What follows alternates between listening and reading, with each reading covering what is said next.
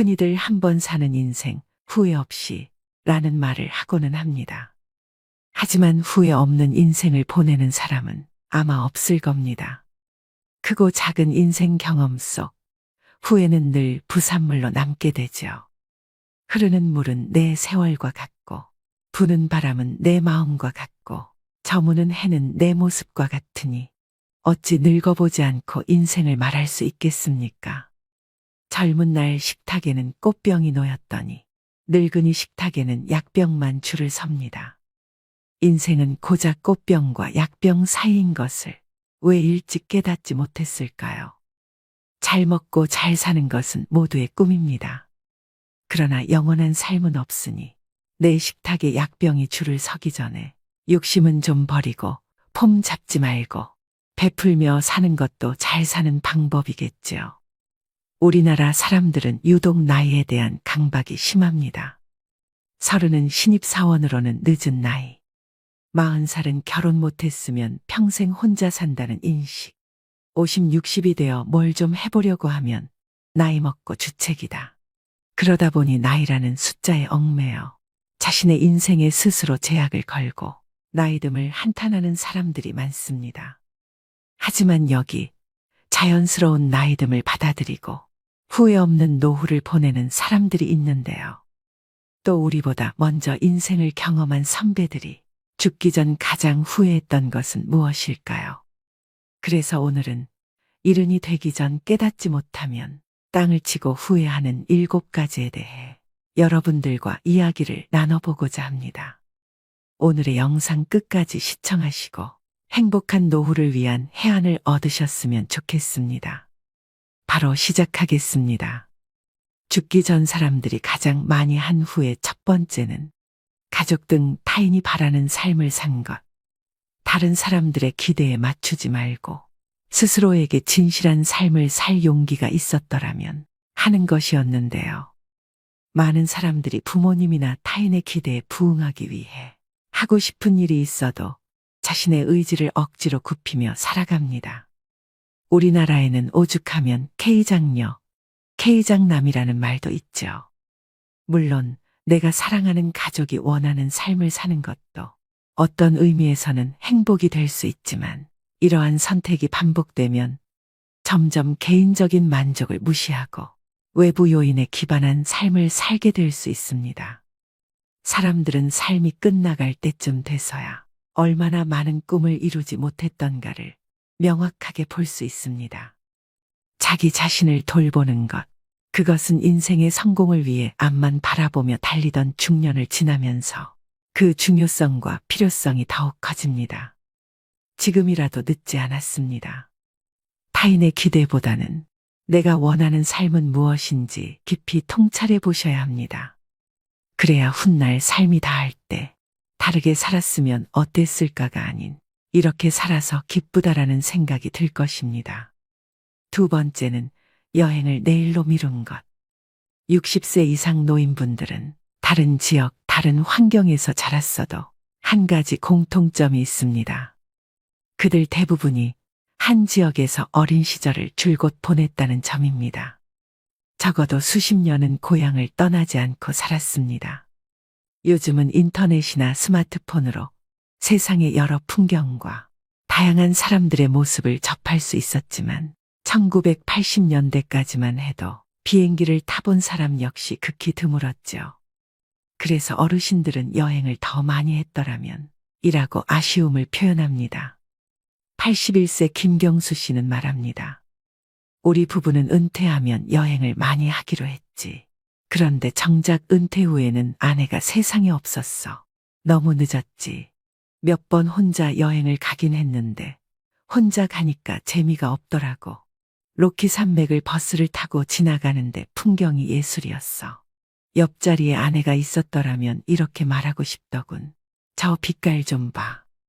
인생 선배들은 다른 곳에 지출할 돈을 아끼거나 먼저 사용해도 좋을 만큼 여행은 가치 있는 일이라고 말합니다. 여행은 견문은 넓혀주고 삶의 구심점을 찾게 도와주며 여러 가지 새로운 것들에 도전하게 해주므로 아주 많은 이익을 준다고 얘기합니다. 또 여행하면 나이가 들어서도 세상을 제대로 볼 수 있는 특별한 힘을 주고 인생을 잘 살았다는 기분도 느끼게 해줍니다. 주저할 이유가 없는 것입니다. 자, 여러분. 이제 가고 싶은 곳, 보고 싶은 곳 목록을 만들어 보세요. 세 번째는 건강관리에 소홀한 것. 건강은 우리가 행복한 삶을 영위하기 위해 필수적인 요소인데요. 늘어난 수명만큼 관심이 커진 것이 몸도 마음도 건강한 노후입니다. 그러나 많은 사람들이 건강 관리에 소홀하여 나중에 큰 후회를 하게 됩니다. 앞으로 100세 시대를 살아가기 위해서는 돈을 버는 것도 중요하지만 돈만 가지고는 행복한 삶을 살아가기 힘듭니다. 부자지만 수십 가지 약을 먹으면서 이곳저곳 아프지 않은 곳이 없고 매일 힘들어 죽겠다는 말을 습관처럼 내뱉는 사람도 있습니다. 노후를 위해 돈을 버는 것도 중요하지만 건강도 관리하면서 돈을 벌어야 되겠죠. 암이나 뇌졸중 등 큰 병이라도 걸리면 힘들게 벌어놓은 돈은 밑 빠진 독에 물 붓기처럼 의료비로 빠져나가기 십상인데요. 조금이라도 건강할 때 자신의 건강에 관심을 가지셔야 됩니다. 건강관리를 위해 적극적으로 권하고 싶은 것이 있습니다. 바로 신체 단련인데요. 즉 운동을 생활화하는 것입니다. 운동은 체력을 증진하고 고혈압 및 당뇨 등 기저질환을 예방하거나 조절하는 데 큰 효과가 있습니다. 그리고 무엇보다도 가장 중요한 뇌 건강에 큰 도움을 줍니다. 여러분은 100세 시대를 건강하게 살아낼 자신이 있으신가요? 자신의 선택에 따라 행복한 삶을 살아가기도, 질병의 고통 속에서 살아가기도 합니다. 뭐니 해도 결국엔 건강을 이길 수 있는 것은 세상에 아무것도 없음을 명심하셔야 됩니다. 네 번째는 일만 너무 열심히 한 것. 사람들이 죽기 전 가장 후회하는 것 네 번째는 일에만 치중하여 삶의 균형을 잃은 것입니다. 물론 내가 몸담은 한 분야에 있어 큰 노력을 기울이는 일은 정말 멋진 일입니다. 하지만 지나치게 업무에만 몰두하면 가족이나 친구, 취미 등으로 행복을 경험할 기회를 놓칠 수 있습니다. 많은 분들이 일에 쫓겨서 또는 성공을 쫓느라 아이들이 크는 것도 제대로 못 보고 배우자와의 관계도 잘 챙기지 못했다고 후회합니다. 다양한 경험과 관계가 균형을 이룰 때 우리는 행복을 느끼게 됩니다. 더구나 일에만 집중하면 건강과 정신적인 문제도 초래할 수 있습니다. 일도 열심히 하되 틈틈이 삶의 균형을 찾도록 노력하셔야 됩니다. 다섯 번째는 친구들과 자주 연락하고 살지 못한 것. 죽음을 목전에 두고서야 옛 친구들이 얼마나 소중한지를 깨닫게 된다고 하는데요. 나이 들면 배우자 다음으로 친구가 가장 큰 자산입니다. 속마음을 털어놓을 수 있는 친한 친구, 언제든 연락하면 만날 수 있는 친구가 인생을 풍요롭게 합니다. 사는데 급급하고 바쁜 생활에 쫓겨서 소중한 친구들과의 관계를 세월 속에 흘려보낸 후에 누구라도 바쁘게 살다 보면 친구 관계가 소홀해지기 쉽습니다. 하지만 아무리 바쁘더라도 생각나는 친구가 있다면 용기를 내어 먼저 연락해보는 건 어떨까요? 내가 먼저 연락한다고 체면이 깎이는 것도 아닌데 망설일 필요가 없습니다. 삶의 마지막에 남는 것은 결국 사람과 사람뿐이라는 것을 잊지 말아야겠습니다. 여섯 번째는 자기계발과 성장의 기회를 놓친 것. 인생은 계속해서 변화하고 발전하는 과정입니다. 아무리 돈이 많고 잘 나갔던 사람도 더 이상 성장하지 못한다고 느끼면 극심한 우울감에 빠지기도 하는데요. 계속해서 변화하는 사회 속에서 옛것만 고집하고 새로운 것을 받아들이지 않으려고 하면 절대 발전할 수 없고 성장 또한 할 수 없게 됩니다. 나는 이거 안 해봐서 못해 라고 생각하지 마시고 내가 못할 게 뭐야 라는 마음가짐으로 새로운 지식과 경험들을 놓치지 마시고 관심과 호기심을 가져보시기 바랍니다. 그럼 또 예기치 못한 기회로 일상의 행복과 즐거움을 얻게 될 수도 있습니다. 마지막 7번째는 참기만 하고 산 것. 화를 더 낼 거리라는 후에는 시사하는 바가 큽니다. 우리는 모두 착한 사람 증후군에 빠져 있습니다. 속에서 부글부글 끓어올라도 상냥하게 웃는 분들이 많습니다. 하지만 화가 나면 어떤 방식으로든 풀어야 합니다. 화병은 마음속에서 우라통이 커지는 병입니다. 그 우라통이 외부로 표출되지 않으면 스트레스에 의한 각종 질병으로 명을 단축합니다. 먹고 살기 위해서 고객을 상대하는 직업에 종사하는 사람들은 진상 고객에게도 상냥한 웃음으로 대해야 하니 얼마나 스트레스일까요? 우리도 죽기 전에 후회하지 않으려면 감정을 표현하는 연습을 하는 것이 좋습니다. 임종을 앞둔 사람들은 다른 사람들과 평화롭게 살기 위해 자신의 감정을 억누른 부작용을 지적했습니다. 그들은 솔직한 감정을 표현하지 못해 내면에 쌓인 냉소와 분노가 병을 만들었다고 여겼습니다. 충분히 화를 내야 할 상황임에도 좋은 게 좋은 거다라고 생각하며 참고 사시는 분들이 많습니다. 당장은 참지만 결국엔 속에서 터지고 맙니다. 인생 뭐 있습니까? 혼자 속으로 끙끙 앓지 말고 우리 모두 할 말은 하고 삽시다. 여러분 어떠신가요? 후회하지 않는 삶은 여러분이 무엇을 한 것이 아니라 무엇을 하지 않았는가에 따라 결정됩니다. 사람들은 자주 말합니다. 그때 알았더라면, 그때 잘했더라면, 훗날엔 지금이 바로 그때가 되는데 지금은 아무렇게나 시간을 보내면서 자꾸 그때만을 찾습니다. 늙으면 사람이 수레를 끄는 것이 아니라 수레가 사람을 미는 법입니다. 넋놓고 있으면 밀려나는 것이 인생입니다. 이제 더 이상 미련과 후회만 남기는 시간을 보내시면 안 됩니다. 행복은 기다리는 것이 아닌 선택하는 것임을 명심하셔야 됩니다. 즉, 무엇을 선택하고 무엇을 내려놓는지가 앞으로 여러분의 노후를 완벽히 바꿀 것입니다. 인생 선배들은 행복한 노후를 위해 내려놓음 또한 실천하셨는데요. 결국 나를 내려놓음은 나를 다시 세우는 길입니다. 그렇다면 잘 내려놓기 위해 우리는 어떤 마음가짐으로 노년을 보내야 할까요? 등산도 인생도 오르는 길이 힘들지만 내려가는 길은 더더욱 어렵습니다. 그래서 삶의 길을 멋지게 내려가기 위해 늙음의 미학을 찾아보는 것입니다. 나이 들수록 행복한 노후를 보내기 위해 실천해야 되는 늙음의 미학 5가지에 대해 말씀드리겠습니다. 늙음의 미학 제1장은 비움의 미학입니다. 비움의 실천은 버림으로써 여백을 만드는 일입니다. 버림이란 말이 맞지만 너무 냉혹하게 들릴 수도 있죠. 점잖게 나눔이라 해도 좋습니다. 꽃이 비록 아름답지만 꽃을 버려야 열매를 맺을 수 있습니다. 처녀가 설령 아름답지만 처녀를 버려야 옥동자, 옥동녀를 낳을 수 있습니다. 죽음이란 버림의 끝입니다. 성취의 청춘도 아름답지만 버림의 노년은 더욱 아름답습니다. 이것이 늙음의 미학입니다. 주먹을 쥐고 태어나는 것은 세상에 대한 욕심이요. 손바닥을 펴고 죽는 것은 모든 소유로부터의 비움입니다. 생의 가장 큰 가르침은 죽음입니다. 서녀는 죽음으로써 인생의 진리를 깨우쳐 줍니다. 채운다는 관점에서 보더라도 비운 만큼만 채울 수 있습니다. 집지한개여 방쯔구주다. 두 손으로 잡아보았자 2개뿐이요. 놓으면 우주가 내 것인 것을. 늙음의 미학 제2장은 노련의 미학입니다. 노련이란 단어에는 늙을 노자를 씁니다. 노자에는 노련하다는 의미가 있습니다.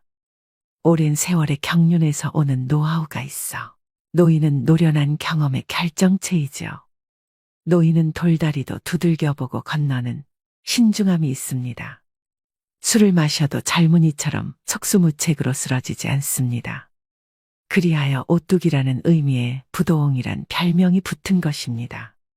늙음의 미학 제3장은 점잖음의 미학입니다. 노인이 되면 언행이 무겁되 어둡지 않습니다. 품격이 고상하되 야하지 않습니다. 그래서 점잖다라는 말이 성립됩니다. 곧 젊지 않다는 말입니다. 젊은이처럼 감성에 쉬이 휘둘리거나 분위기에 가볍게 흔들리지 않습니다.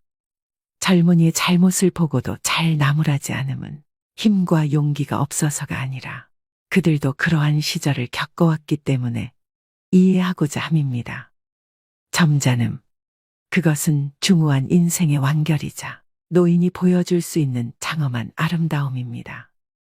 늙음의 미학 제사장은 생각의 미학입니다. 노인이 되면 이런저런 생각이 많아집니다. 그러다 보니 했던 말을 또 하기도 합니다. 하지만 그 생각은 일념통천의 지혜의 샘물입니다.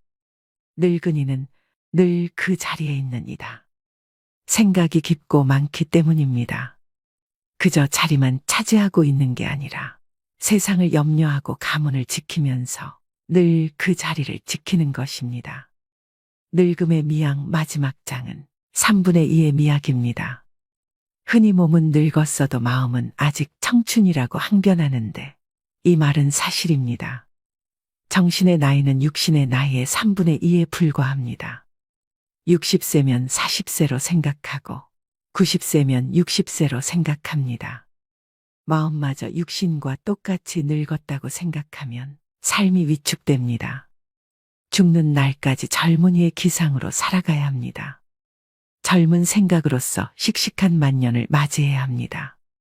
인류의 평균 연령이 급격히 늘어감에 따라 온 세상이 고령화 사회로 접어들고 있습니다. 퇴직의 새벽을 맞이하면 인생 리모델링을 반드시 해야 합니다. 내 남은 인생의 가장 젊은 날이 바로 오늘입니다. 어제 죽은 자가 그토록 소망하던 오늘이죠. 영리하고 재주가 있는 사람을 일러 총명하다고 하는데 총은 귀가 밝다는 뜻이며 명은 눈이 밝다는 뜻입니다. 나이가 들면 눈과 귀가 어두워집니다. 모든 기능이 저하되어 자세히 볼 수 없고 또렷하게 들을 수도 없습니다. 하지만 문제 없습니다. 쑥떡같이 얘기해도 찰떡같이 듣는 훈련을 평생 해온 그들이기 때문입니다. 어떻게 늙어갈 것인가는 모든 늙은이들의 화두일 것입니다. 품위를 지키며 아름답게 늙는 사람이 있는가 하면 그렇지 못한 경우도 있습니다. 멋지거나 추하거나 또 행복하거나 불행한 노년이 되는 것은 모두 자신의 책임입니다. 그렇다면 나이 들수록 우아하게 늙어가는 방법은 무엇일까요? 첫째, 건강한 생활 습관을 가져야 합니다. 금연과 절주 그리고 적당한 운동으로 생활 습관을 가꿉니다. 올바른 생활 습관은 건강하고 아름답게 늙어갈 수 있게 만듭니다. 둘째, 충분한 휴식과 수면을 취합니다.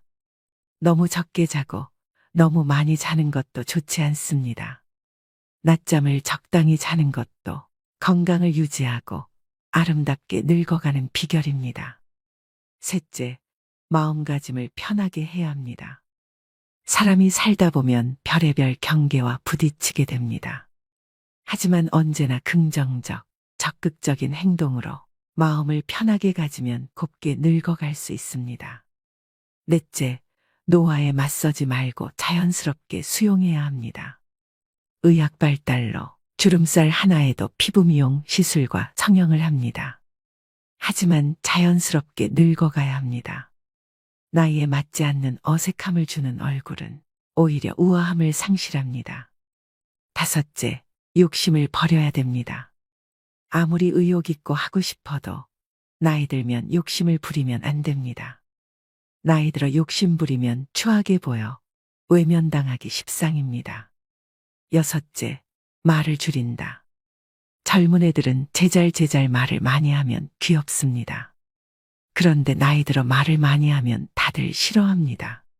특히 잔소리는 금물입니다.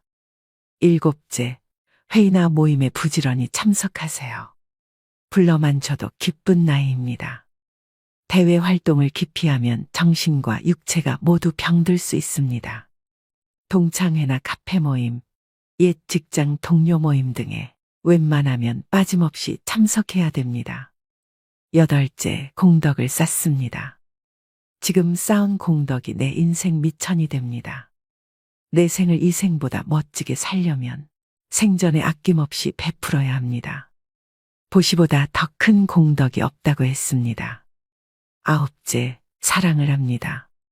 사랑을 받고 사랑을 주는 것만큼 아름답게 늙어가게 하는 일은 없습니다. 사랑을 하면 얼굴색이 변하고 곱게 늙어갈 수 있습니다. 마지막 10번째, 죽음을 준비합니다. 인간은 누구나 죽습니다. 우주의 섭리를 거부하고 더 살겠다고 발버둥치는 것을 노출하고 합니다. 오늘의 영상 어떠셨나요? 노력 여하에 따라서 누구나 아름답고 행복하게 늙어갈 수 있습니다. 그 남다른 노력을 소홀히 하지 않는 것이 바로 지혜이죠. 인간은 지난 세월을 어떻게 살았느냐에 따라 노년이 평가됩니다. 그래서 자기 관리를 잘하는 것은 축복이며 아름다운 노년의 길일 텐데요. 이 10가지 중 절반이라도 몸에 익히면 훨씬 아름답게 늙어갈 수 있습니다. 어여쁘게 물든 단풍은 봄꽃보다 아름답다고 했습니다. 나이만 먹고 백발이 된다고 다 어른이 아닙니다. 오늘의 영상이 여러분의 지혜로운 노후 설계에 도움이 되셨길 바랍니다. 오늘도 노후의 지혜와 함께 해주셔서 감사드립니다. 황금빛으로 무르익어가는 여러분의 지혜로운 인생을 언제나 응원합니다. 운이 좋아질 때나 나빠질 때는 제일 먼저 얼굴 관상에 나타납니다. 오랜만에 만난 사람을 보면 그의 인상을 살피고 안부를 건넵니다. 얼굴이 푸석해 보이는데 무슨 일 있어? 혹은 얼굴이 활짝 폈네 라고 말하죠. 실제로 그 사람의 기운이 변화해 얼굴에 그대로 나타나기 때문인데요. 운의 변화에 따라 그 징조가 보이게 되고 이것은 얼굴에 제일 먼저 나타난다고 합니다. 지금까지의 삶뿐만 아니라 앞으로의 삶 역시 모두 얼굴에 드러나게 되며 이를 관상학에서는 찰색이라는 빛으로 표현합니다. 오늘은 대운이 들어올 때 얼굴에 생기는 변화에 대해 살펴보겠습니다. 먼저 첫 번째는 얼굴에 균형이 생깁니다. 다른 사람이 내 말을 비웃고 있다는 것은 바로 상대의 눈과 입이 삐뚤어져 있을 때 느낄 수 있는데요. 항상 무엇을 부정적으로 바라볼 때는 입꼬리나 눈이 삐뚤어집니다. 삶이 아주 어렵거나 고난 속에 있는 사람이라면 정면에서 바라볼 때 좌우가 약간 기울어져 있는 것을 발견할 수 있습니다. 눈, 어깨, 걸음걸이 등 그 사람의 모든 표정과 움직임에서 드러나게 됩니다. 따라서 우리는 몸의 균형을 잡는 것이 중요합니다. 그렇게 된다면 인상도 좋아지고 관상 역시 부자가 될 관상으로 변하게 될 것이라고 합니다. 두 번째는 이마에 밝은 빛이 생깁니다. 얼굴이 환해졌다. 얼굴 좋아 보인다라는 말 들어보셨나요? 우리는 보통 상대방을 처음 보거나 오랜만에 만났을 때 외모와 밸런스 그리고 기운을 살펴보곤 하는데요. 상이라는 것은 이렇게 타인이 먼저 보고 느끼게 됩니다. 부자의 운이 들어올 때는 제일 먼저 이마가 밝아지기 시작합니다. 이마는 청기가 우리 몸에 제일 먼저 흡수되는 곳이고 기운이 변하는 첫 번째 관문이기 때문입니다. 삶이 좋아지게 되면 이마가 제일 먼저 밝아지게 되고 반대로 어려워질 때는 이마가 어두워지게 됩니다. 또 이마와 더불어 미간은 현재의 운을 볼 수도 있고 정신력, 건강, 선천적인 운까지 볼 수 있는 자리입니다.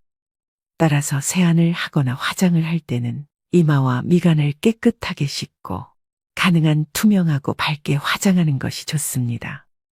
그래야 행운과 인덕복이 따르게 됩니다. 세 번째는 눈매가 부드러워집니다. 눈은 마음의 창입니다.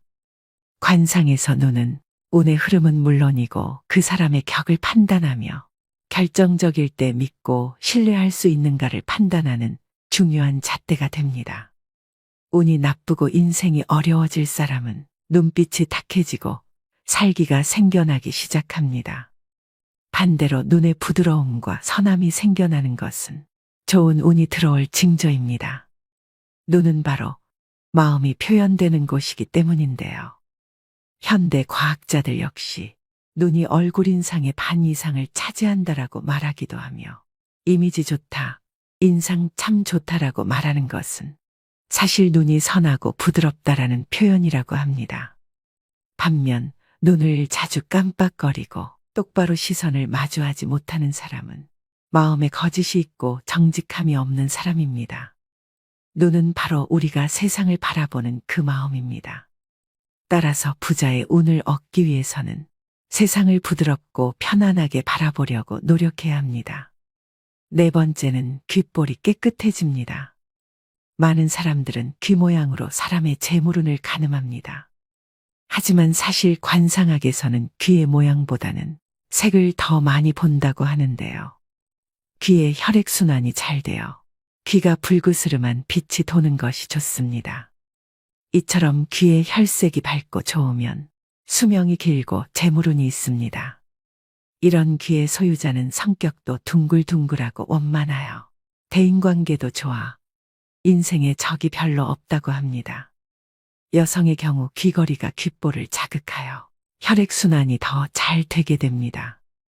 또 시간 날 때마다 귀를 한 번씩 문질러주는 습관은 운을 좋게 만들 뿐 아니라 간과 신장의 기운을 강화시켜주는 행위인데요. 상학적으로는 자신감과 운을 살려주는 동작이라고 합니다. 다섯 번째는 입에 편안함이 보입니다. 입은 모든 복을 받아주는 밥그릇입니다. 또한 관상학에서 입은 한 사람의 앞날을 측정하는 척도라고 하는데요.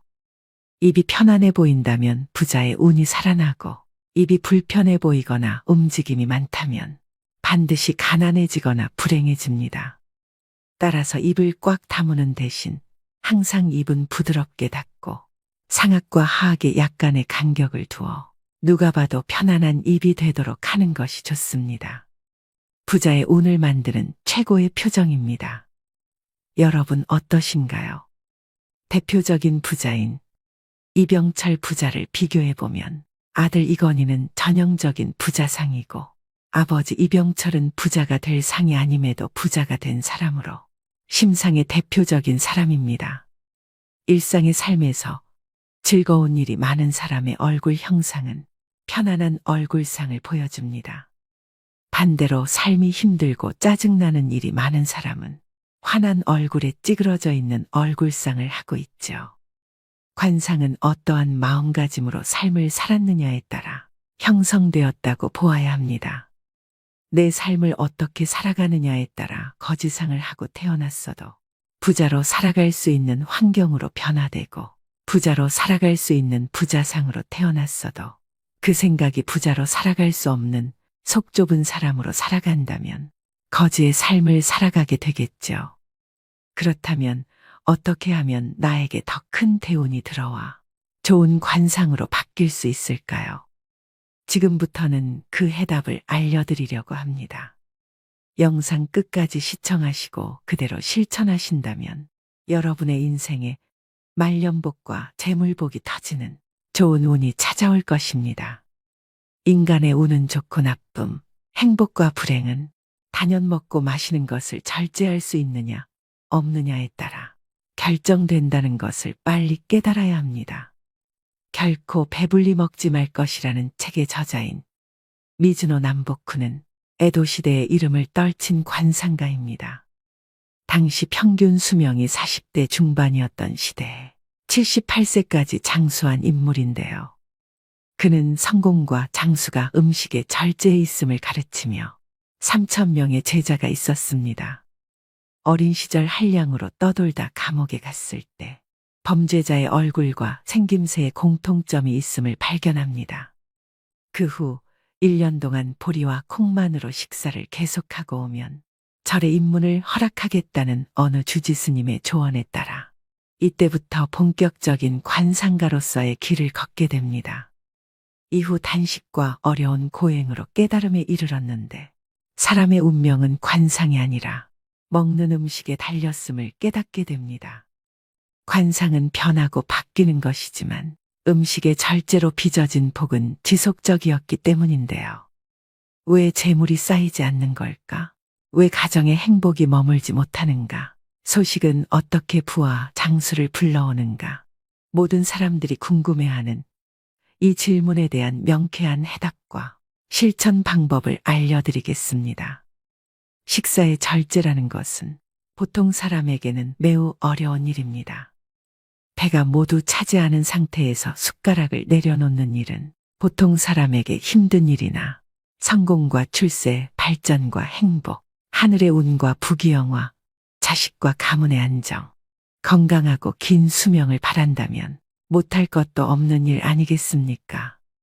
자녀의 관상이 궁색해 보이는 빈상으로 태어났더라도 그 부모가 음식을 절제하면 그 관상이 변하게 됩니다.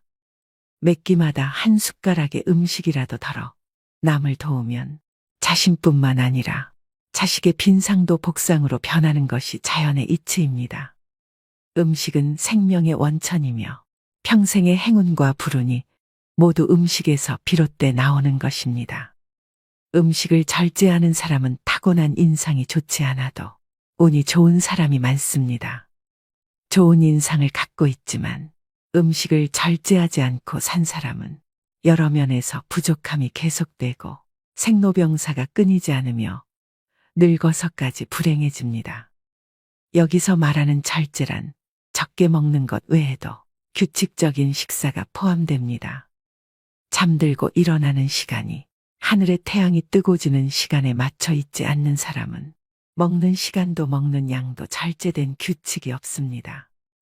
이런 사람은 하늘로부터 받은 타고난 할당량보다 더 먹지 못하고 오히려 줄어듭니다. 자기가 갖고 태어난 양만큼 먹고 사는 사람은 운이 좋고 나쁨이 없고 그 좋고 나쁨이 없는 것이 관상으로 얼굴에 모두 드러나 있으며 특별히 좋은 것도 나쁜 것도 없이 살아갑니다. 그러나 인상이 나쁘지도 좋지도 않으며 자기 양만큼 먹고 사는 것도 아닌 자신에게 주어진 할당량보다 더 많이 먹고 사는 사람은 아무리 인품이 좋은 사람일지라도 불행한 내면의 번뇌가 끊이지 않습니다. 절제하지 않아온 까닭에 가정도 파괴됩니다. 또 지금을 넘는 출세나 발전이 없습니다. 이런 사람 중에 가난한 사람이라면 고생만 평생 하다. 성공이란 것은 단 한 번도 해보지 못하고 평생 남을 원망하며 나라님을 욕하며 삽니다. 인품이 좋아도 결국 음식을 절제하지 못하면 그 내면의 덕도 없어지고 세월이 더 흐를수록 아무 좋은 것도 그 마음에 남지 않게 됩니다. 비록 가난한 관상을 가졌어도 절제하는 사람만이 장수하고 더 먹을 수 있으며 행운을 이어가게 되는 것입니다. 평생 가정이 안정되고 그로부터 늙어서도 운이 좋은 사람으로 남게 됩니다. 약해 보여도 병에 걸리지 않는 노년은 덤으로 얻게 됩니다. 여기까지 다루고 있는 내용에서 중요한 한 가지 핵심은 바로 음식에 모든 기륭화복이 있다는 메시지인데요. 달리 표현하면 절제의 가장 기본적인 본질인 음식을 먹는 일에 행복과 장수, 번영과 성공이 달려 있다는 얘기입니다. 자신이 원하는 것을 이루기 위해서는 기본적으로 자기 절제가 필요합니다. 자신을 훈련함으로써 자신이 삶에서 진정 원하는 것을 얻을 수 있는 힘을 갖게 됩니다. 오늘날 사람들은 즉각적인 만족을 원합니다. 점점 더 자극적인 음식을 원하며 먹는 순간 기분이 좋아집니다. 이처럼 즉각적인 만족에 길들여지면 자연히 집중력과 사고 능력도 저하되어 본인이 이루고자 하는 목표에서 멀어지게 됩니다. 곳간에 음식이 넘치고 있어도 절제해야 하는가에 대해서도 묻는 이가 많습니다. 음식이란 사람의 생명을 먹여 살리는 것이니 충분히 사용해도 되는 것이 아닌지 묻는 것입니다. 허나 사람의 생명을 먹여 살리는 음식이라도 대식가라면 그것은 불행을 자초하는 일입니다. 폭식해도 마찬가지입니다. 그것은 초목의 비료를 과하게 주는 일과 다를 바 없습니다. 넓은 논밭에 비료를 과하게 주면 잘 자라기는커녕 죽고 말지 않습니까? 사람도 그렇습니다. 과하게 먹는 것은 생명을 살리는 것과 완전히 반대되는 것으로 오히려 인명을 해치는 일입니다. 먹는 양이 일정하지 않고 규칙적이지 않으며 때때로 많이 먹으며 폭식하는 사람은 아무리 관상이 좋아도 불운을 항상 함께 갖고 있게 됩니다. 평생 안도감을 얻지 못하는 것입니다. 술과 고기를 가까이 하고 주변 사람들을 불러 모아 먹고 즐기다 보면 하지 않을 말과 행동을 할 때가 많고 흥청거리는 기분으로 약속을 남발하지만 신뢰할 만한 비즈니스로 연결되지 못할 때가 많습니다. 외모가 정갈하고 잘 갖춰져 보여도 식습관이 엉망인 사람은 그 정갈함이 오래가지 못하거나 잠깐 그 용모를 유지하는 것일 뿐 마음이 엄격하지 못한 사람일 뿐 아니라 반드시 허세꾼이며 거칠에만 하는 사람이니 멀리해야 합니다. 신분이 높아도 신분이 낮은 사람처럼 조잡스럽고 망측한 음식을 좋아하며 그것을 즐겨 찾아 많이 먹는 사람은 마음이 천박할 뿐 아니라 수명도 타고난 명보다 더 빠르게 줄어듭니다. 사람은 모두 하늘에서 받은 먹을 양이 정해져 있습니다. 그렇다 해도 명운을 스스로 더 좋게 하고 행운을 불러올 수 있는 하늘의 복이 바로 음식 절제에 있으니 신분이 낮은 사람은 균형이 올바른 식사를 기본으로 하고 채소가 많은 식사하기를 불평하지 않아야 합니다. 이렇게 되면 그 집안에 먹을 수 있는 복이 더 늘어나게 됩니다. 이렇게 늘어난 먹을 복은 자손에게까지 물려줄 수 있게 됩니다. 무병장수할 관상이라도 젊어서부터 매일 맛있는 음식을 찾기 좋아하는 미식가는 나이가 들면 위장병에 걸리게 됩니다. 관상이 좋다고 운이 좋을 것이라고 착각하면 결코 안 될 것입니다. 늙어서까지 행복하고 싶은 사람은 젊어서 하루라도 빨리 절제된 식생활을 하면 수명을 다할 때까지 만족스러운 삶을 누릴 수 있는 것입니다. 어려서부터 절제된 식습관을 가지고 있었다면 하늘에서 받게 되는 음식의 양이 천지에 퍼져 자손에까지 반드시 반영되고 그 자신도 그로부터 만족을 얻게 됩니다. 자신이 죽어도 자신이 쌓아놓은 음식의 양을 자손이 받게 되기 때문입니다. 따라서 음식을 절제하고 이를 엄격하게 통제하는 것은 자기 자신만을 위하는 일을 넘어 부모에 대한 효행의 기본이 되는 것입니다. 옛날에 교만한 사람은 그 처세가 오래가지 못한다는 말이 있습니다. 아무리 행복한 사람이라도 식사는 반드시 절제해야 합니다. 비록 가난하고 수명이 짧아도 사려 깊게 음식이나 물건, 자신의 소유물을 아껴서 사용하면 스스로 하늘과 땅으로 뻗어나가 그만큼의 행복과 생명을 늘리게 되는 것이 하늘의 이치입니다. 그러므로 자신이 받고 태어난 음식의 할당량을 벗어나 먹지 않아야 합니다. 그것보다 적게 먹고 절제하면 음식의 양은 더 많이 늘어나 애초에 받은 것보다 더 길게 먹을 것이 풍족해지지만 그 양을 모두 채우면 행운은 고사하고 불행이 가득하다 힘들게 죽게 되며 그 양보다 더 많이 먹으면 가정과 자손까지 망치게 되며 예기치 못한 재앙과 손실이 일어나니 이보다 더 중요한 법이 어디 있겠습니까? 절제하지 않으면 그 누구라도 늙어서 불행이 찾아옵니다. 그도 그럴 것이 술로 인해 피가 많아지고 마음은 느슨해질 수밖에 없습니다. 마찬가지로 과식하거나 폭식하는 사람은 배불리 먹고는 마음을 늘어뜨립니다. 자연스레 졸음도 몰려오니 마음도 느슨해지고 정신도 신체도 마음도 점점 더 침체해 갑니다. 결국 그런 것들이 병을 몰고 와 죽음을 맞이하게 됩니다. 비록 부잣집의 가세가 기울고 망했어도 만약 후대에 누군가 자신의 식단을 검소하게 유지하고 식사를 줄여 아끼며 살다 죽음이 가까워지면 천직의 벽이 일어나 그 집안이 다시금 수입이 늘고 번영을 향해 나가게 됩니다. 그가 복을 지었기 때문입니다. 비록 빈곤한 관상이라도 실제 빈곤한 사람처럼 식사를 균형 있게 하고 엄격하게 통제하면 빈곤은 그 얼굴의 관상에 아랑곳하지 않고 사라져버립니다. 면죄부를 얻은 것이고 그에 상응하는 금은 보화를 얻은 것입니다. 생명이 있는 한 누구에게나 행운은 있는 것입니다. 다만 살아있는 동안 더 많은 좋은 운을 얻고 싶거든 아침 일찍 일어나십시오. 아침에 일어나 하는 모든 일에 정성을 다하고 모든 만물이 소생하는 새벽의 강한 기운을 온몸으로 모두 누리십시오. 또한 음식을 절제하는 것을 그 습관에 더하면 원하는 것이 천리에 이루어지고 점차 운이 열릴 것입니다. 운이란 사람 됨됨이에 따라 이리저리 달라지는 것이 아니라 자신의 마음을 하는 일에 얼마나 집중했는가에 따라 달라진다는 것을 기억하셔야 됩니다. 누구라도 3년을 절제하면 없던 운이 드러납니다. 건강해지며 머리와 마음이 맑아져 하는 일마다 큰 힘을 두루 발휘하게 되니 성공과 출세는 당연한 열매일 뿐 저절로 열리게 되는 것입니다. 언제나 자신이 가진 것보다 적게 사용하고 아껴 사용하며 적게 먹는 절제에서만 성공과 발전과 지복이 흐르게 되는 것일 뿐입니다.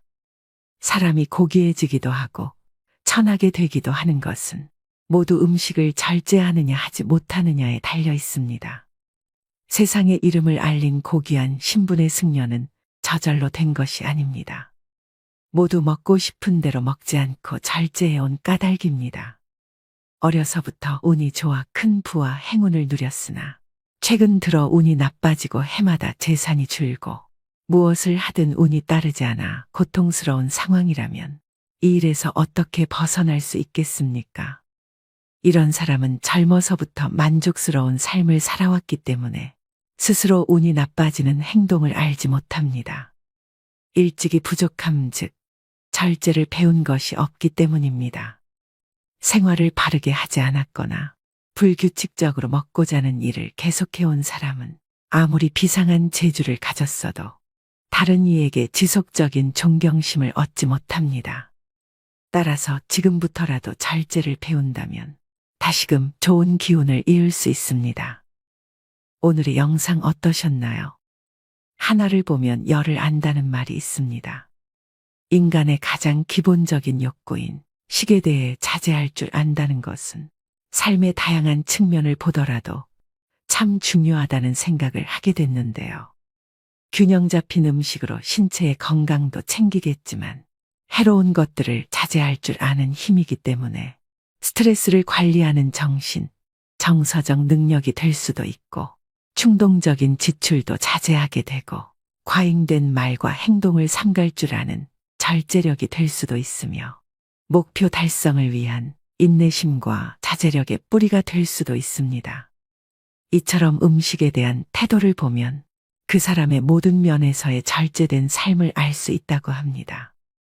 나아가 앞으로의 미래까지도 알 수 있다고 하는데요. 절식이 우리의 운과도 연결된다는 메시지는 현대인들에게 시사하는 바가 크다고 생각됩니다. 자신을 제어할 수 있다면 내 운명도 바꿀 수 있다는 주장은 누구라도 부정할 수 없는 얘기일 것입니다. 오늘부터라도 절식을 통해 여러분의 운을 완전히 새롭게 변화시켜 보시면 어떨까요? 오늘도 노후의 지혜와 함께 해주셔서 감사드립니다. 황금빛으로 무르익어가는 여러분의 지혜로운 인생을 언제나 응원합니다. 나이가 들어도 성생활에 대해 공부하고 노력해야 한다고 얘기하면 이 나이에 민망하게 무슨 하고 대수롭지 않게 넘어가는 분들이 대부분인데요. 젊었을 땐 체력도 뒷받침되고 성생활이나 육체적인 부분에 관심이 많이 가다 보니 자연스레 성에 대해 파고드는 부분이 있었죠. 하지만 나이가 들면 아무래도 기력도 떨어지고 기분도 예전만큼 나지 않아서 성생활은 나와 상관없는 일이라며 노력을 안 하시는 분들이 많습니다. 그래서 오늘은 여러분들의 행복한 노후 성생활을 위해 전문가들의 의견을 바탕으로 100세까지 건강하게 부부관계할 수 있는 방법에 대해 여러분과 이야기를 나눠보려고 합니다. 우리나라 100세 이상 인구가 2020년 기준으로 24,000명이라고 합니다. 그리고 2050년이 되면 10만 명을 훌쩍 넘어갈 거라고 하는데요. 동서고금을 막론하고 인간이 살아가면서 가장 원하고 바라는 것을 딱 두 가지로 압축한다면 어떤 게 있을까요? 아마도 첫째는 건강하게 장수하는 것과 또 한 가지는 남녀 간의 육체적인 사랑. 결국 쉽게 말해서 성생활을 몇 살 때까지 즐길 수 있는가가 화두가 아닐까 싶은데요. 여러분은 몇 살까지 성생활이 가능하다고 생각하시나요? 미국의 성과학자 알렉산더 박사는 100살까지도 성생활이 가능하다고 주장하고 성반응 연구로 유명한 마스터즈 박사 역시 80세가 넘어도 가능하다고 밝혔는데요. 2000년도에 일본 노인 400쌍을 대상으로 조사한 결과 응답자 60%가 85세까지 적어도 한 달에 한두 번은 성생활을 하는 것으로 나타났습니다. 당시 일본의 평균 수명이 85세 전후였음을 생각할 때 문자 그대로 죽을 때까지 가능한 것이 성생활인 것입니다. 현대 의학이 발전하면서 인간은 단지 장수하는 것만으로는 성이 차지 않고 늘어난 수명만큼 삶의 질을 중요시하게 되었습니다. 그렇다면 우리가 80세, 90세에 길게는 100살까지 삶의 질을 더 높이는 성생활을 하려면 어떻게 해야 될까요? 첫 번째는 하루에 한 번은 무조건 세워주자입니다. 뭘 세우자는지 아시겠죠? 며칠 전에 60대 중반인 지인분이 나는 부인하고 각방을 쓰다가 이제는 아예 방을 하나 얻어서 밖으로 나왔다고 말씀하시더라고요.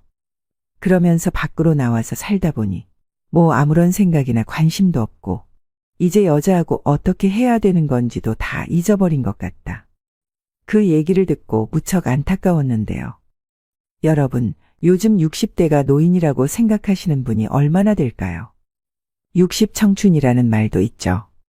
얼마든지 팔팔하고 뭐든지 하실 수 있는 너무 좋은 나이인데 잊어버렸다며 벌써 포기하시는 모습을 보니 마음이 참 안 좋았습니다.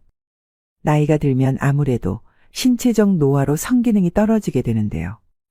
심리적으로 위축되고 하다 보니 정상적인 성생활이 힘든 경우도 많습니다. 젊어서는 100m를 전력 질주할 수 있었고 밤새 놀아도 다음날 멀쩡하게 일상생활이 가능했지만 나이가 들면 마음처럼 이게 잘 안 되죠. 성생활도 마찬가지입니다. 그래서 오늘 제가 첫 번째로 무조건 세워주자라는 말씀을 드리는 겁니다. 왜냐하면 남성성이 죽어버리면 활력도 없어지고 자신감도 많이 떨어집니다. 세울 수 있다는 건 성적 흥분을 할 수 있다는 것인데요. 흥분이 되면 평상시보다 더 많은 혈액이 유입되면서 중요 부위가 커지게 됩니다. 그 말은 결국 혈액순환이 잘 된다는 걸 의미하는 것입니다. 혈액순환이 이렇게 잘 된다는 것은 결국 각종 세균으로부터 자신의 몸을 지켜줄 수 있는 아주 직접적인 원인이 되는 겁니다. 그래서 하루에 한 번, 이게 어렵다면 이틀에 한 번은 꼭 세워주셔야 됩니다. 그래야 중년을 넘어 노년의 남성성을 되찾을 수 있는 방법입니다. 두 번째는 배우자나 애인과 함께 노력하자입니다. 나이가 들어도 성욕이 있다는 것을 인정하고 상대방과 함께 노력해서 서로 부족한 점은 채워주되 너무 과도한 성지식이나 정보에 휘둘리지 말아야 합니다. 젊어서는 자극적이고 거친 음식도 부담 없이 먹을 수 있었습니다. 하지만 아무래도 나이가 들면 이런 음식은 소화하기가 힘드니 부드러운 음식만 찾게 되죠. 성생활도 마찬가지입니다. 젊어서처럼 사비비주의 성관계, 자극적인 성관계만 고집할 것이 아니라 자연스러운 스킨십, 정서적으로 교감할 수 있는 대화 등 성관계를 둘러싼 애정과 친밀감의 표현도 중요한데요. 나이 들어서도 남편이 너무 들이대서 힘들다고 하는 경우도 있습니다. 중년 이후에도 육체적으로 건강한 남편들이 늘어나다 보니 삽입 중심적인 성관계만 요구하는 경우도 많은데요. 이런 남편의 요구를 어디까지 받아줘야 하는지 고민하는 분들도 많다고 합니다. 성생활은 서로가 즐겁고 행복하자고 하는 것이지 절대 일방적인 욕구 해소가 될 수 없습니다. 서로 원하는 부분과 부족한 부분은 대화를 통해서 충분히 극복할 수 있는 부분이라고 생각됩니다.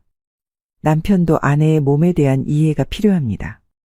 폐경 이후 호르몬의 변화로 달라진 아내의 성적인 흥분을 어떻게 불러올 수 있을지 고민하는 것이 먼저입니다. 아내 또한 끊임없이 요구하는 남편을 주책이라 여기지 말아야 됩니다. 옛말에 남자는 젓가락들 힘만 있으면 할 수 있다는 얘기가 있죠.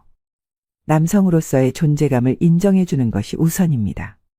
세 번째는 귀를 잡아당기고 발바닥을 두드려주자입니다. 걷는 거 중요한 건 다 아실 텐데요. 그래서 많은 분들이 걷기의 중요성을 알고 실천하고 계시죠. 오늘은 걷기 말고 다른 걸 말씀드리고 싶습니다.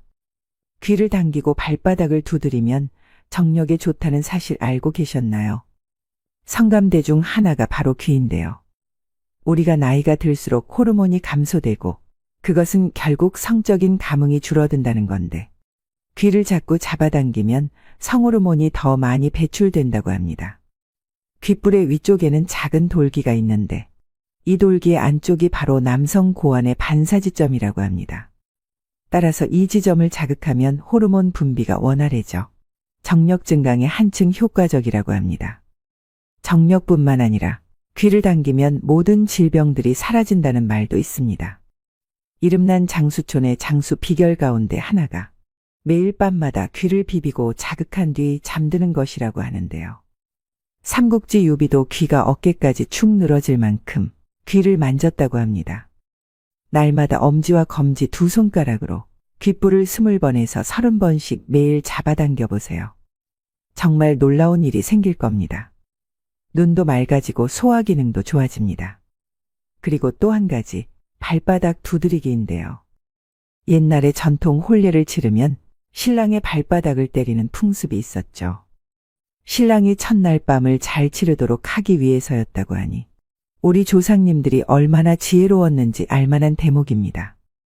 발바닥이 쇠퇴하면 정력이 떨어진다고 합니다. 발바닥 중앙에 위치한 용처녀를 잘 다스리면 하루가 다르다고 하는데요. 발바닥을 자주 마사지해서 순환 기능이 좋아지면 전신의 피로가 쉽게 풀리며 중요 부위가 곧게 서는데 아주 탁월하다고 합니다. 발바닥을 자극하는 것만으로도 질병 예방과 정력 증진을 활성화시킬 수 있으므로 충분히 100세까지 건강한 성생활이 가능할 수 있습니다. 네 번째는 자신의 현재 상태를 명확하게 파악하고 해결하자입니다. 62세 남성 박 씨는 성생활에 관심이 있지만 발기부전으로 성생활을 못하는 시간이 길어졌습니다. 그렇게 혼자 고민하다가 용기를 내서 아내에게 자신의 상태를 얘기했습니다. 그 후 아내와 함께 비뇨기과에 방문해 진료를 받았는데요. 다행히 박 씨의 상태는 음경의 혈액순환이 원활하지 못해서 생긴 발기부전으로 간단한 약물 복용만으로 해결이 가능했습니다. 그 이후 스킨십과 부부관계가 활발해지면서 제2의 신혼을 맞았다고 합니다. 여성분들의 경우 폐경기를 겪게 되면 여성 호르몬의 수치가 낮아져 성생활에 어려움이 생길 수 있는데요. 제일 큰 문제점으로는 질의 윤활액 분비가 줄어들어 질 건조증이 심해지고 그로 인해 성교통이 따릅니다. 하지만 질 윤활제는 질내에 여성 호르몬을 투입해 정상적인 성생활이 가능하다고 하는데요. 이 방법은 오히려 방광염을 예방할 수 있고 질 건강에 도움이 됩니다. 특히 성생활을 방해하는 주요 원인의 해결책으로 충분하게 사용함으로써 많은 긍정적인 효과를 볼 수 있기 때문에 전문가들은 질 윤활제를 적극 권고한다고 말합니다.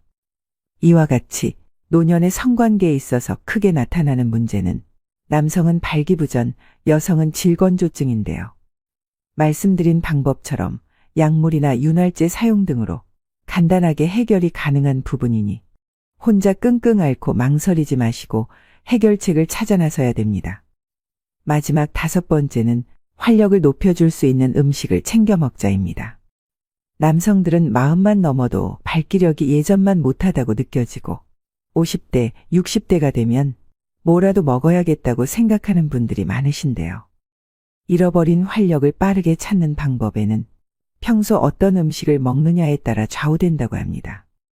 힘이 약해지면 남편들은 괜히 아내 눈치 보게 되고 아내가 샤워하는 소리가 나면 무서워서 자는 척한다는 농담도 많이들 하시죠. 나이가 들면 온몸이 천근만근 무겁고 기운이 없습니다. 그래서 아픈 곳 없이 팔팔하게 살고 싶다고 소망하게 되는데요. 특히 남성분들은 아래 힘에서 그 차이를 더 크게 느낍니다. 마음과 몸이 따라주지 않을 때 먹으면 좋은 5가지 식품이 있습니다. 바로 복분자, 구기자, 사상자, 오미자, 토사자인데요. 이를 흔히 오자라고 부릅니다. 오자는 예로부터 남성의 활력을 돋우는 대표적인 원료로서 우리 선조들도 챙겨 드신 음식이라고 합니다. 오자는 자다가 깨서 화장실 가는 게 고민이시거나 소변 본 후 잔뇨가 속옷을 적셔서 불편함이 많으신 분들에게도 도움이 되는데요. 이렇게 유독 남자에게 좋은 오자를 간편하게 환으로 드실 수 있는 제품을 소개해 드리려고 합니다. 이미 많은 분들이 구매하신 맨피던스 110 제품입니다. 건강한 우수업체로 선정된 더앱에서 만든 오자환입니다. 맨피던스 110은 해썹 인증받은 제조시설에서 생산한 안전한 제품이며 찹쌀, 밀가루 없이 오직 오자로만 만든 100% 오자환이기 때문에 믿고 드실 수 있습니다. 오자에 대해 좀 더 자세히 설명드리겠습니다. 먼저 복분자가 남성 활력에 좋은 음식이라는 건 모두 알고 계실 텐데요. 전통적으로 기력 회복이나 정력의 상징 같은 열매로 여겨져 왔고 항노화 식품으로도 잘 알려져 있죠. 구기자는 필수 아미노산을 비롯한 각종 영양 성분이 풍부합니다. 구기자 뿌리를 통과하는 물만 마셔도 장수한다. 대대로 장수하는 집은 구기자 나무가 그 집 우물에 뿌리 박고 있다는 이야기가 전해질 정도로 무병장수와 연관이 깊습니다. 사상자는 뱀이 누워 자는 침상이라는 의미로 뱀밥, 뱀도라시라고도 불리는데요. 몸이 찬 뱀이 사상자 밑에서 잠을 청하고 열매를 먹는다 할 만큼 따뜻한 성질을 지니고 있어 남성에게 좋은 원료로 꼽힙니다. 오미자는 오미자 나무의 열매로 눈은 밝게, 머리는 맑게 하며 원기 부족을 보여줍니다. 마지막으로 토사자는 천연 비아그라로 불리는 원료이기도 합니다. 이처럼 원기 회복과 활력 충전의 만능인 오자환을 안 먹을 이유가 없는데요. 잠을 많이 자도 아침에 일어나면 활력이 없는 분들, 만사가 귀찮게 느껴지시는 분들, 아래 힘이 빠지는 분들에게 3개월 정도 꾸준히 드셔보시길 추천드립니다. 맨피던스 110 구매를 원하시는 분들은 고정 댓글에 있는 링크를 클릭하시거나 인터넷 주문이 어려우시다면 1600-1916으로 전화 주문도 가능합니다. 많이 구매할수록 박스당 가격이 내려간다고 하니 주변 소중한 분들에게도 선물하시고 함께 드셔보시면 좋겠습니다. 여러분 어떠신가요? 미국 노년 학회에서 65세 이상 기혼 남녀를 대상으로 노년의 성관계와 행복감에 대한 연구 결과를 발표했는데요. 한 달에 한 번 이상 성생활을 하는 노년 부부의 경우 행복도 조사에서 70% 이상이 행복하다고 응답했고 80%가 결혼 생활에 대단히 만족한다고 답했습니다. 반면 지난 1년간 한 번도 성관계를 갖지 않은 경우는 행복하다고 응답한 비율이 40%, 결혼 생활에 만족한다는 응답이 59%에 불과했습니다. 그만큼 나이가 들어서도 성생활을 꾸준히 하는 것이 부부간의 행복도를 높이는 비결이라는 결과인데요. 이처럼 성관계는 부부 사이의 행복뿐 아니라 신체적인 활력 그리고 건강에도 많은 이점이 있습니다. 남녀 모두에게 이로운 건강한 부부관계의 중요성 말씀드리면서 오늘의 영상 마무리하겠습니다. 첫째, 면역력이 증진됩니다. 건강한 성관계는 심신의 안정을 가져올 뿐만 아니라 병과 싸워 이기는 면역력을 높여줍니다. 감기와 같은 질병을 예방하도록 돕는 항체인 면역 글로불린은 일주일에 1에서 2회 규칙적인 성관계를 가진 이들에게 더욱 높게 발견되었습니다. 둘째, 수명이 연장됩니다. 남자의 정액은 여자를 행복하게 한다라는 명언이 있습니다. 정서적인 사랑에서 비롯된 육체적 관계가 남녀 모두를 즐겁게 하죠. 놀라운 사실은 정신적, 육체적으로 만족감을 주는 성관계는 염증을 감소시켜 사망률을 44% 낮춰주기까지 합니다. 또한 심근경색 등 심장병 질환을 앓은 경우 역시 성관계 횟수를 늘렸을 때 사망률이 현저히 낮아졌다는 연구 결과가 있습니다. 셋째, 노화가 방지됩니다. 건강한 성생활은 뇌를 자극해 기억력을 높이고 건망증, 치매 등의 발병률을 낮추는 데 도움이 됩니다. 스트레스를 완화해주는 엔돌핀 호르몬이 나오기 때문인데요. 또한 성장 호르몬을 촉진시켜 남녀 모두에게 이로운 운동이 될 수 있습니다. 남성의 경우 테스토스테론 분비를 높여 근력을 강화해주고 여성의 경우 에스트로겐을 활성시켜 뼈를 단단하게 해줍니다. 넷째, 숙면에 도움을 줍니다. 불면증에 시달리는 분들이라면 주목하세요. 건전한 성생활의 또 다른 이점은 바로 숙면을 돕는다는 것입니다. 엔도르핀 호르몬은 스트레스를 덜어주고 면역력을 높이는 것뿐만 아니라 긴장을 풀어줘 숙면을 할 수 있도록 영향을 주는데요. 특히 오르가슴 후 분비되는 옥시토신, 프로락틴 등의 호르몬의 경우 더욱 깊고 편안한 수면 상태에 들게 만들어줍니다. 다섯째, 이혼율이 저하됩니다.